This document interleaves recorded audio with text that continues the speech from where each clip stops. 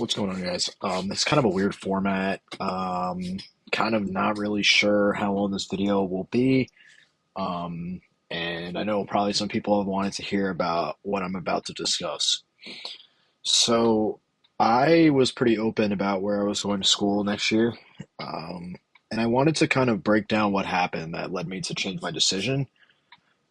As far as I'm concerned, I'll avoid legal repercussions from this video. As far as I do want to inform everybody that this is just my experience, and this is not the experience that you will get every time you deal with the school.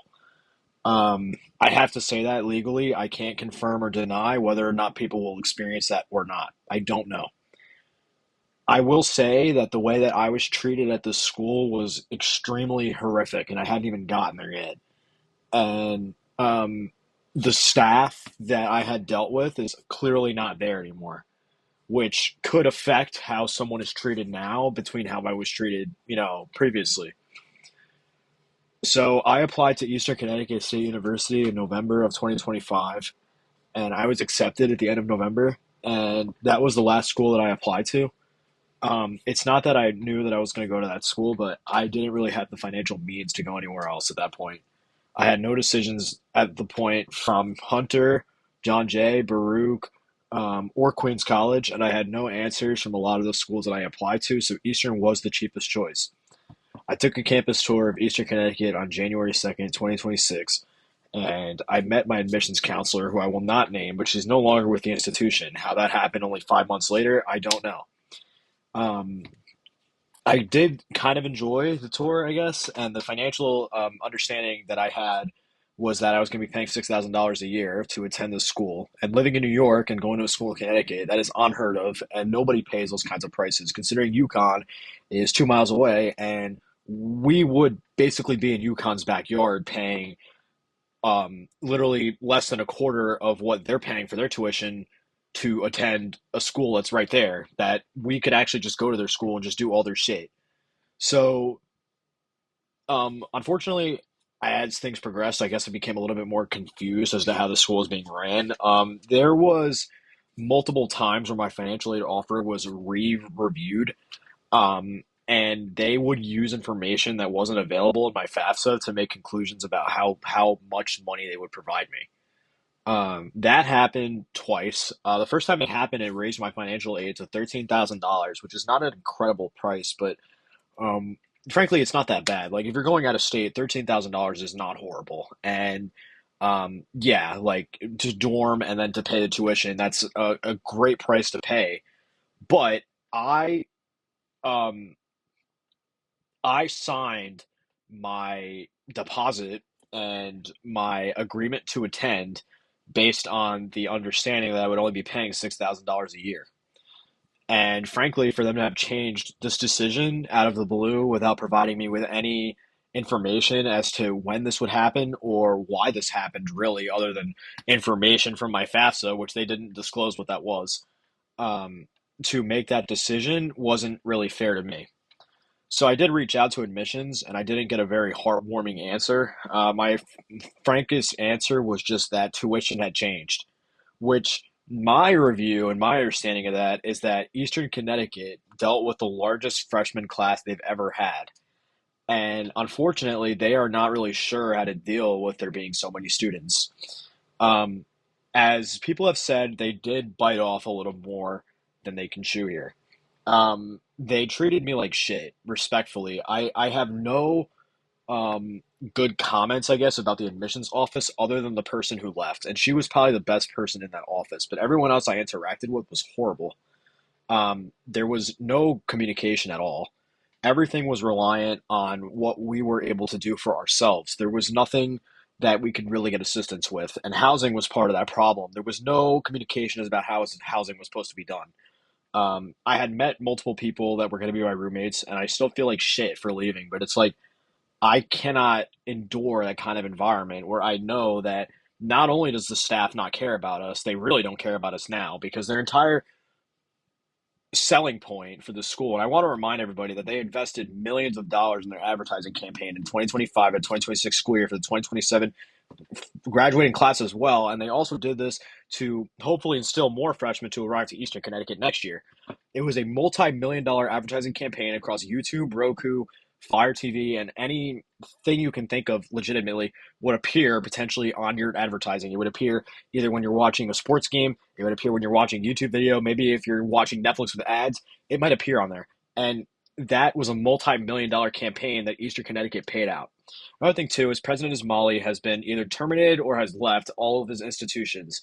That is none of my business. I don't know and don't care, but he's been at several institutions from all over the country and in some parts all over the world. And to my understanding, why would he be going from all these institutions and then come to this school and magically this school is the cheapest school in the entire Northeast and everybody can afford to go? It's a shocking understanding that I don't understand. I don't get it. How is it possible that we could live in a state which charges the highest taxes? Connecticut is the most expensive state to live in the country, and not only that, New York and Connecticut are both the most expensive places to live in the country, apart from like California. When you make the kind of money that we make here, minimum wage, you cannot support your lifestyle. It's the same situation in Connecticut.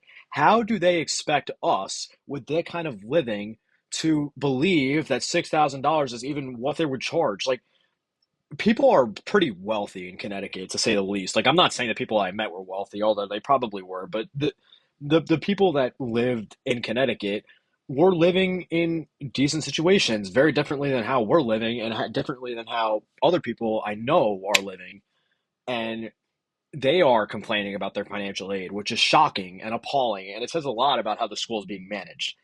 I think that if we went in with the understanding we'd be paying $25,000 or whatever it ended up being, that a lot of people would still go because we weren't being lied to from the start.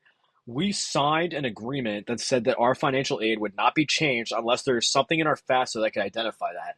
When there's more than one student complaining about this and saying that our FAFSAs are being changed at the expense of this school to charge us more money and remove more money from our financial aid profile, there is very little leeway I have in complaining about them. And what happened is when I reached out to admissions, the person that I had contacted previously had already been gone. There's been no contact with her for months. I didn't know until today that she was either removed from the institution or she left. And that's really sad news because she was great. She was terrific. She was on top of everything. But the people that I met all have similar complaints, I guess. And Eastern is going to be a kind of low level place, if you want to put it that way. People will see this. I hope that people from the school do end up seeing this and realize that we are all being lied to. It's not just me. I think that the school is so poorly managed that it's like, why do we live in a situation where they can just like screw our financial aid over whenever they choose, which is a lot of people's money. Like, this is something that we had to budget around anyway. And this is another budgeting scheme that they want us to, parade down because not only do you have to worry about the money that you're going to put in now, but then you have to worry about the money that they're adding on to this tuition slip and all the other money that they were going to charge you for random shit you didn't ask for. So it's a little convincing, I guess, at the start. It's not worth the price point that they're selling it for, realistically. The school is quite poor. The financial stability of the school is obviously in a poor place. If you check their website, it's not great. There's a lot of issues with it. It leads to wrong links. It's not very up to date. Anyway, I chose to go to Hunter. The reason for that is it's commutable. The price is so much cheaper. I couldn't even believe what I was looking at. Like, why am I being charged almost $30,000 to go to a school that can't even really afford to have me there? So by charging me $6,000 at the beginning, they realized they couldn't afford to pay so many people that $6,000 or pay for most people's tuition to bring it down to $6,000. That they didn't really want us at that school now anymore unless we would pay the extended fee. I do not have that kind of money. I'm not going to find that kind of money for a shitty school. And frankly, I got into a better school. That's just how it goes. I'm not going to be salty about it, but I'll tell you, this is a very poorly ran institution. I understand there could be legal repercussions from this. I'm not sure how much I care. I don't think that they could really do much. I'm not slandering them. I'm saying mostly that this is my experience with this school. I cannot say that this is everybody's experience with Eastern Connecticut. I could only say this is mine. And if people want to come out and say that this is also their experiences, then that's great. And this might lead to positive change for this institution. I don't see it happening.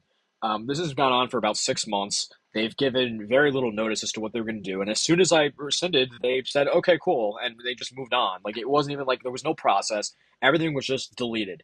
And this is a lot about the school. But what do I suggest people do? Well, I cannot really make any suggestions here, mostly for the sake of potentially being sued. If anybody has any questions, I'd be happy to answer them. I had a terrible experience with the school.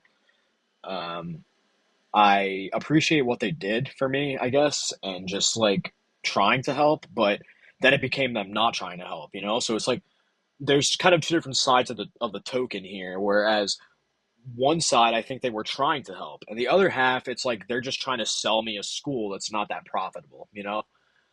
So it's a different experience. I suggest that people that watch this that are incoming students, please just take the time to understand what you're signing yourself up for and why the school might not really be the best choice for you. Again, to this institution, I am not slandering you guys. I have nothing but respect for the people that did try to help me, but something needs to be done about this place. Like, you have the largest freshman incoming class you've ever had, and you have no idea how to run it.